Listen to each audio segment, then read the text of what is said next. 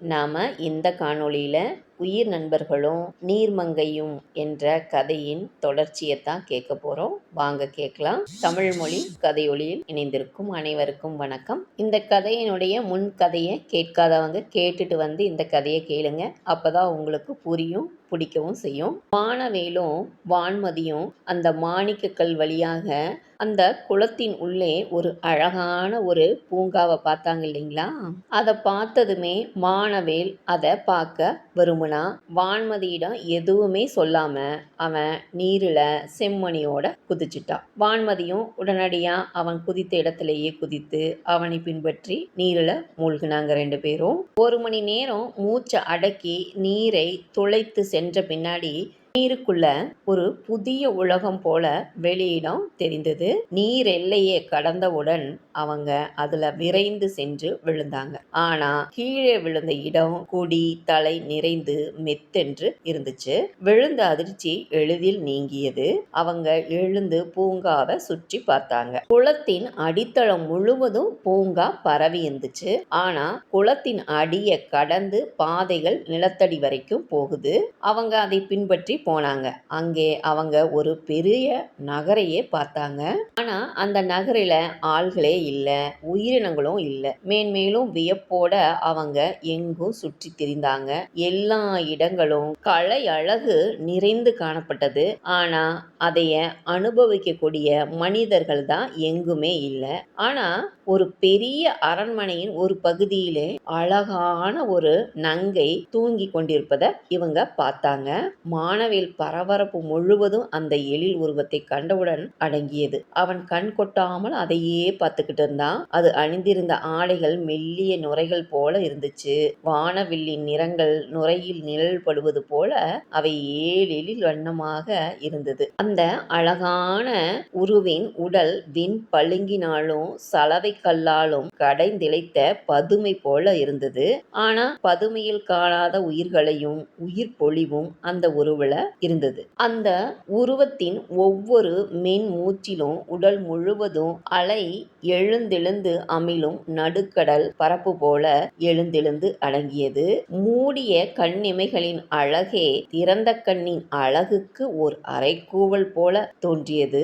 மானவேல் அந்த உருவத்தை பார்த்து நிலை கொள்ளாமல் கண்ணிமைக்காம வியப்போட பார்த்துக்கிட்டு இருந்தான்.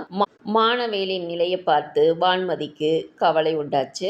அந்த அழகான உருவம் உண்மையிலேயே அது யாருன்னா ஒரு நீர் நங்கை. அவள் பெயர் செம்மலர்த்தாள். அவள் சுற்றத்தார் அனைவருமே கடலகத்தின் ஆழத்துல பவள பாறைகளிடையே தான் வாழ்ந்துட்டு வந்தாங்க. அவளுடைய தந்தையோ நில உலகத்திலிருந்து வந்த ஒரு நாகன். இந்த காரணத்தால மற்ற நீர் நங்கைகளைப் போல அவள் உடல் பாதி மீனாய் இருக்கல. அரை பகுதிக்கு கீழே மீன் வாளுக்கு மாறாக கால்களாகவே இருந்தது. அது கண்டு நீர் மைந்தரும் நீர் மகளிரும் வியப்புற்றாங்க. சிவந்த மலர் போன்ற தாள்களை உடையவள் அப்படின்னு அவங்க அவளுக்கு பெயரிட்டாங்க.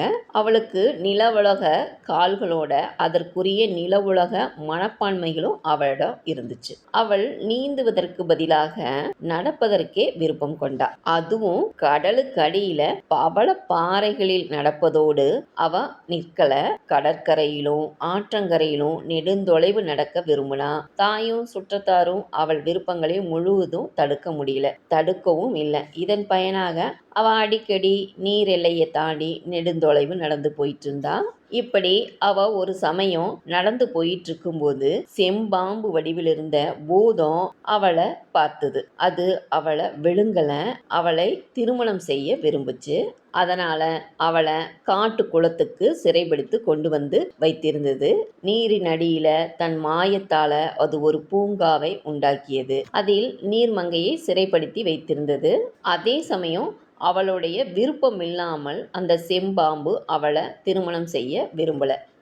ஏன்னா ஒரு பெண்ணினுடைய விருப்பத்தாலேயே அது அழகிய மனித உருவம் எடுக்கும் ஆற்றல் அதற்கு இருந்தது. நாள்தோறும் அது வெளியே சென்று இரை தேடும். அவளுக்கும் உணவு கொண்டு வந்து கொடுக்கும். நாள்தோறும் வகை வகையான உணவாலும் உரையாடலாலும் அவளை மகிழ்வித்து வைத்திருந்தது. அவள் விருப்பம் பெற முயற்சி செய்தது செம்பாம்பு. ஆனால் அந்த நீர்மங்கையோ அந்த செம்பாம்பை மணக்க விரும்பவே இல்லை. செம்பாம்பு நாள்தோறும் காலையிலேயே இரை தேடி திரும்பும். அந்த நேரத்திலேயே செம்மலத்தாளும் கண் விழிப்பது வழக்கம். அந்த முறையில தான் மானவேலும் வான்மதியும் அந்த குளத்துக்குள்ள இறங்குனாங்க இல்லைங்களா? அந்த நேரத்துல அவ கண் விழித்து பார்த்தா. இவர்கள பார்த்ததும் அவ பயந்து நடுங்குனா. வாய் குளறுனா. தம்மை கண்டுதான் அவ பயப்படுறா அப்படின்னு சொல்லி மானவேலும் வான்மதியும் நினைச்சாங்க. அதனால அவ தெளிந்த பின் வரலாம் அப்படின்னு சொல்லி அவங்க ஒதுங்கி நின்னாங்க. ஆனா அவளுடைய முகமோ திடீர்னு மாறி அது அமைதியும் இனிமையும் உடையதா ஆயிடுச்சு. அவ பேசினா, "அன்பர்களே, நீங்க யாரு? உங்களை கண்டு நான் பயப்படல. வழக்கமா நான் பார்க்கும் உருவத்தைக் கண்டே பயப்பட்டேன். இன்று அது புது உருவத்தில் வந்தது என்று நினைச்சேன். நான் எண்ணியது தவறு அப்படின்னு தோணுச்சு. ஏன்னா நீங்க இருவரா இருக்கீங்க. மேலும் என் விருப்பம் இல்லாமல் அந்த பூதம் மனித உருவம் எடுக்க முடியாது. இந்த விஷயத்த அது சொல்லி நான் கேட்டிருக்கேன்" அப்படின்னு அவ சொன்னா. உடனே மானவேல் தன்னை பற்றியும் வான்மதியை பற்றியும் சொன்னான். அதன் பின், "பூதத்தை பற்றி நீ பயப்பட வேண்டாம். அது நாங்க கண்ட செம்பாம்பாவே இருக்க வேண்டும் அப்படின்னு நினைக்கிறோம். அதை நாங்க கொன்று புதைத்து விட்டோம். இனி அது உன்னை பயமுறுத்தாது" அப்படின்னு சொன்னான் மானவேல். இதை கேட்டதும் அவள் முகத்துல மகிழ்ச்சி உண்டானது. ஆனாலும் அதை தொடர்ந்து அவநம்பிக்கையும் அவள் முகத்துல பார்த்தாங்க. மானவேல் அதை குறிப்பா உணர்ந்தான். செம்மணியை எடுத்து காட்டுனான். அதை பார்த்ததும் செம்மலத்தாள் மகிழ்ச்சியில் எழுந்து ஆடுனா பாடுனா. பின் மெல்ல நண்பர்களிடம் தன் கதை முழுவதும் சொல்லத் தொடங்கினா. செம்மணி மாணிக்கத்தின் முழு ஆற்றலையும் அவ தெரிவிச்சா. இந்த சிறையிலிருந்து வெளிப்பட்டு குளப்பரப்புக்கு செல்ல இந்த செம்மணி மாணிக்கம் ஒன்றுதான் உதவும். அதை நீங்கள் பெற்றுவிட்டீர்கள். அத்துடன் வெளியுலகத்துக்கு சென்ற பின்னும் இதன் மதிப்பு பெரிது.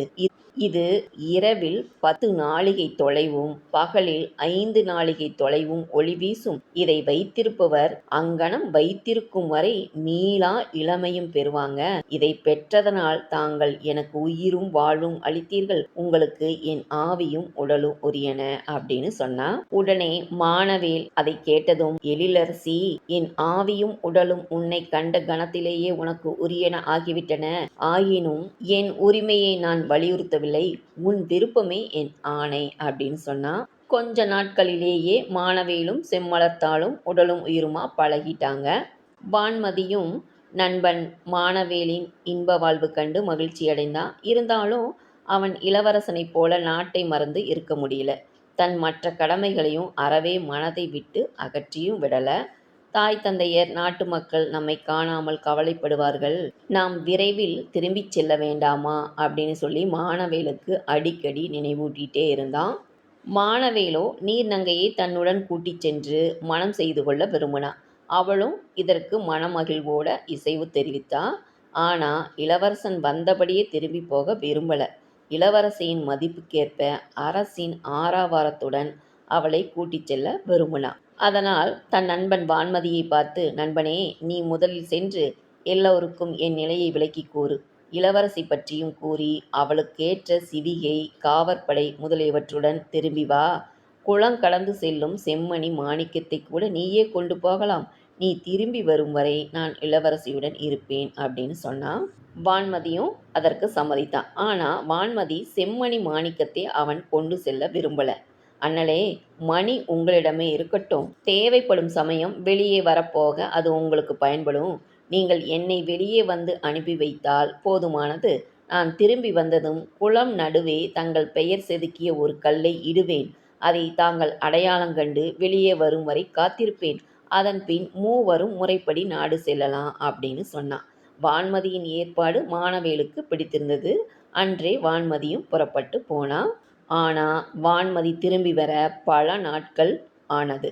மானவேலுக்கும் செம்மலத்தாளுக்கும் நாட்கள் கணங்களாகவே கழிந்தன. என்னங்க, கதையை கேட்டிங்களா? இந்த கதையின் தொடர்ச்சியை அடுத்த பதிவில் கேட்கலாம். நான் 2 பதிவுகளாக முடிச்சிடலான்னு பார்த்தேன். ஆனால் இந்த கதை கொஞ்சம் நீண்டதாக இருக்கிறதுனால இன்னொரு பதிவும் போடலான்னு நினச்சி அடுத்த பதிவில் சொல்லியிருக்கேன். கண்டிப்பாக மறக்காமல் அதையும் தொடர்ந்து கேளுங்க. நன்றி.